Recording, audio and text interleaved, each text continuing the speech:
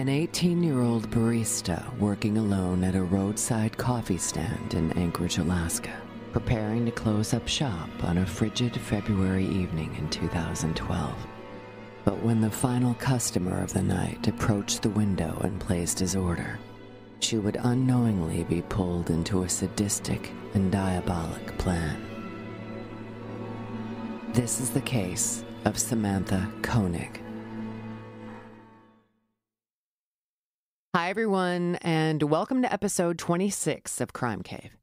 I'm Christy, and this episode takes us to the wintry landscape of Alaska. And I have to be honest, I only heard about this case about a year ago, which blew my mind because I couldn't believe that it was not on my radar. Obviously, I wasn't the only one because I mentioned it to several people that I knew and others in the true crime community, and many of them hadn't heard of it either. But once I dug a little further into the details, I knew that I was going to cover it. This is the case of Samantha Koenig.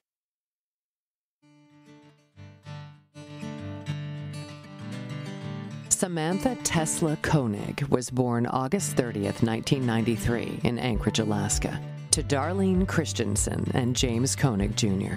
She had her father's heart the moment he knew she was coming into the world. He would later admit that he never knew he could fall so in love with another human being until the day Samantha was born.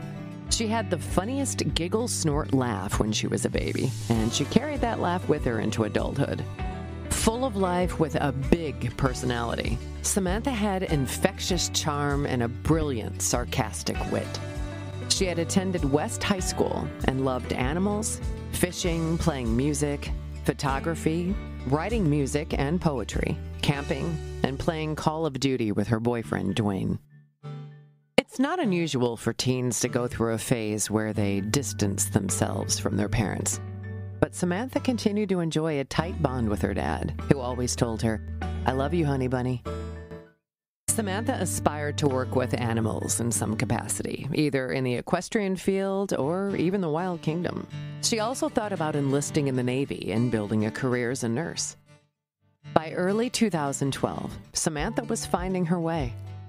After working at Subway and House of Harley, she had just begun working as a barista at the Common Grounds Coffee Shack in Anchorage, a job she really wanted.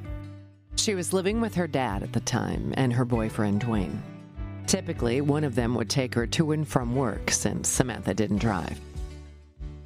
On Wednesday, February 1st, 2012, 18-year-old Samantha was working her shift alone, a month into her job by this time. As it neared 8 p.m. on that dark, frigid evening in Alaska, video surveillance from inside the coffee kiosk showed Samantha starting closing duties, wiping counters and putting items away. But outside cameras captured one final customer approaching the service window. Samantha greeted the man at the kiosk window. He was wearing a black hoodie and a ski mask and ordered an Americano.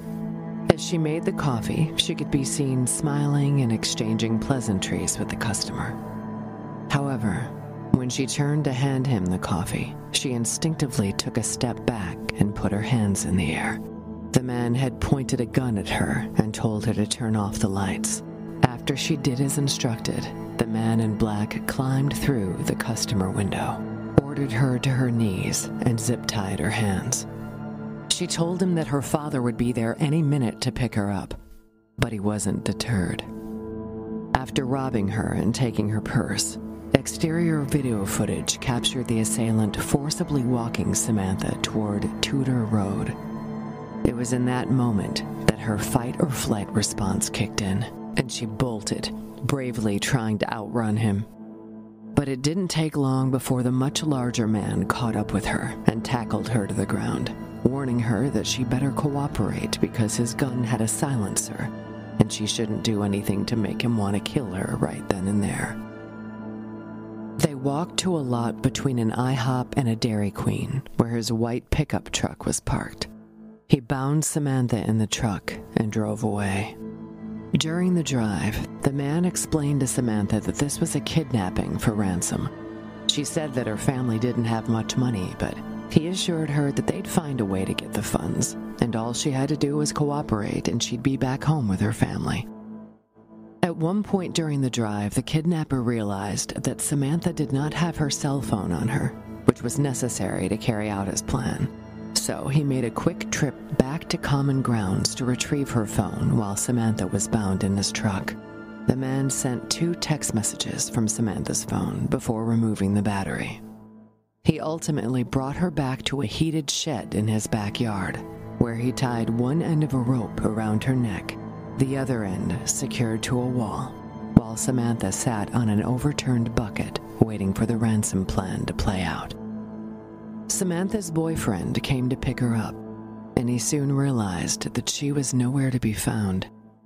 It was at that moment that both he and the owner of the coffee stand received the odd text message that the man had sent, saying that she had just had a bad day and was leaving town for the weekend. Samantha's loved ones knew she would never have just up and left, and her family reported her as missing. Anchorage police began their investigation at the coffee house, discovering 2 partially made drinks and a messy counter. Money was also missing. Once the news of Samantha's disappearance spread, the community sprung into action, putting up flyers as her distraught father took to news outlets, pleading for her safe return. Just please help find my daughter. I don't know if my daughter's being fed, taken care of, if she's still alive, if she's getting any sleep. Let's fast forward for a moment. After 3 agonizing weeks of searching and waiting, Samantha's boyfriend suddenly received a text from Samantha's phone, instructing him to look for a package in a local park. The text read, "Under Albert in Connors Bog Park." Investigators immediately converged on the park and found a memorial flyer for a deceased golden doodle named Albert that read, "Thanks for all the fun." And tacked underneath that flyer was a Ziploc bag containing a typed ransom demand for $30,000 on the back of a Polaroid of Samantha staring stoically into the camera next to a newspaper dated February 13th, 12 days after her abduction. This gave her family some hope that maybe she was still alive. Her father deposited $5,000, donated by members of the community, into the account connected to Samantha's ATM card. Within days of the deposit, her debit card began pinging. The FBI tracked ATM withdrawals in Anchorage, Arizona, New Mexico, and Texas, made by what appeared to be a tall, lanky man wearing a disguise. But by the time authorities arrived at each location, the perpetrator was gone. However, when he made the withdrawal in Arizona, he had slipped up. His white Ford Focus rental car was visible in the ATM footage. That information was pushed out to law enforcement across the entire corridor. And by March 13th, Texas Highway Patrolman Brian Henry spotted a white Ford Focus matching the description in a hotel parking lot. He waited for the owner to come out, followed him until the car went 3 miles over the speed limit, and pulled him over.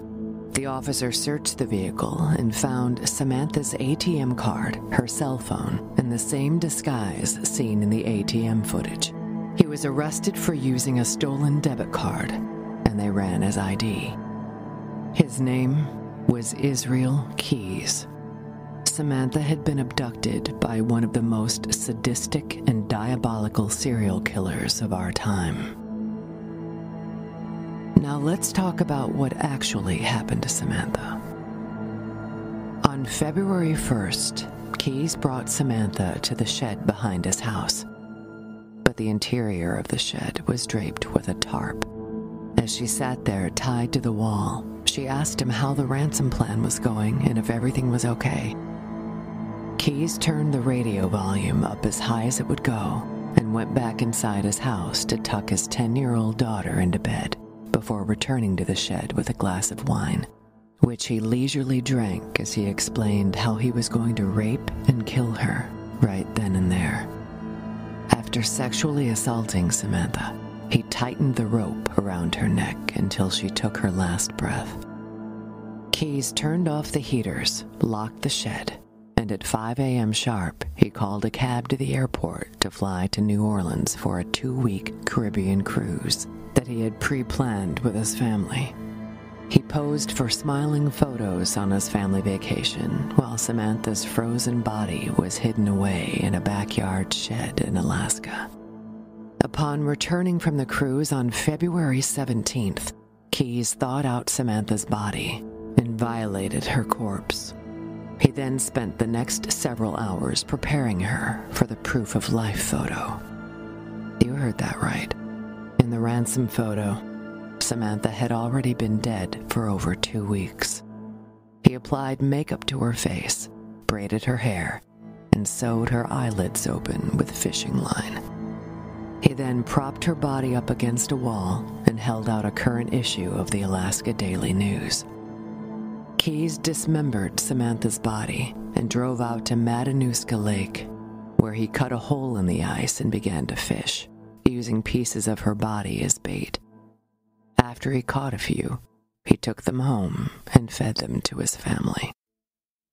While in custody, Keyes demanded Americano coffee from Starbucks and Snickers bars as he laughed gleefully and casually made the full gruesome confession over several months. He eventually led investigators to Samantha's remains. Israel Keyes claimed to be living a double life the last 14 years. On the one hand, he was a 34-year-old doting father of a 10-year-old daughter with a long-term girlfriend, and he owned a respected construction business. But he also traveled the country on meticulously planned murder sprees funded by money he obtained by robbing banks. And these killings were absolutely random, selecting targets on a whim and changing his methods and locations to avoid detection. When he would get the urge to kill, he wanted to be ready. Keyes went so far as to bury murder kits in remote spots throughout the U.S. years in advance and used them to kill unsuspecting victims. A typical kill cache contained guns, zip ties, money, cleaning supplies, and tools to dispose of bodies. They provided further cover because Keyes didn't have to risk boarding an airplane with a weapon or using credit cards that would later connect him to a crime in a particular area.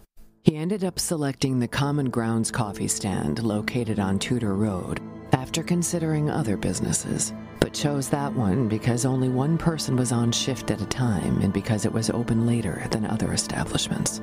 And despite being Alaska's largest city, less than 10% of the total square footage of the municipality is populated, leaving it wide open for predators to travel through virtually undetected. Israel Keyes had never met or seen Samantha Koenig before. During conversations with investigators, he hinted at multiple kidnappings and murders he's believed to have committed across the country between 2001 and 2012. But he would never stand trial for a single crime. Keyes was found dead in his Alaskan jail cell on December 2, 2012. He had smuggled in a razor blade, slashed his wrists, stuffed toilet paper down his throat, and hanged himself. A fitting end to his vicious and pathetic life.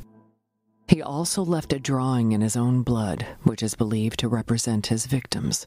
It depicted 11 skulls and read, "We are one." He also left a note, a combination of pencil and ink, on a yellow legal pad discovered underneath Keyes' body. Here's an excerpt. "You may have been free. You loved living your life. Fate had its own scheme. Crushed like a bug, you still die. Soon now you'll join the ranks of the dead, or your ashes the wind will soon blow. Family and friends will shed a few tears, pretend it's off to heaven you go. But the reality is, you were just bones and meat, and with your brain died also your soul." The fact is, Keyes was too cowardly to face justice. He enjoyed what he did, and he expressed his disgust with people's everyday lives. He had no remorse at all. He told investigators if he hadn't been caught, he would have continued kidnapping and murdering people. Unfortunately, whenever there's a story about a serial killer, it typically focuses on the murderer, and the victims are numbered and nameless. Now, I honestly don't care about Israel Key's childhood or what led him to unleash his depravity. I don't care. In this episode, I chose to focus on Samantha Koenig, most likely one of at least 11 victims, and the other 10 absolutely deserve their own story. But this is to honor Samantha and the caring, hardworking, selfless, funny, and energetic young woman she was. The courage and resolve that she displayed in the final hours of her young life was well beyond her 18 years. Since her death, her father James said he's still pushing forward to get some laws passed in Sam's name and has been assisting organizations to help find Alaska's missing and help other families when they're in need.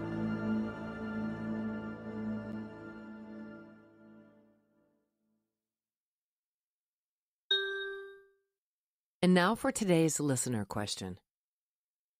Okay, today's question is from Lauren, and she wants to know, what was the very first true crime show I can recall being a fan of? That one is easy. It was Snapped back in the mid-90s. In fact, I dreamed of being the narrator on that show. But the narrator at the time was actress Laura San Giacomo, and then it was one of the main producers of Snapped. So I thought, well, I guess I'm crap out of luck. But it still was one of my favorite shows, and if they ever decide to call and say they need a narrator, I will absolutely jump at the chance. All right, thanks, Lauren. Hey, everybody, it's Ray the Roadie. And this is Hollywood Mike With the Rock and Roll Chicago podcast, coming to you from the Illinois Rock and Roll Museum on Route 66 in Joliet, Illinois. where once a week we are interviewing local musicians and singer-songwriters. And the podcast itself covers a wide range of topics, including, but not limited to, the history of rock and roll in Chicago, the current state of the scene, and the challenges and opportunities facing musicians today. So join us every Tuesday for a new exciting episode of the Rock and Roll Chicago podcast.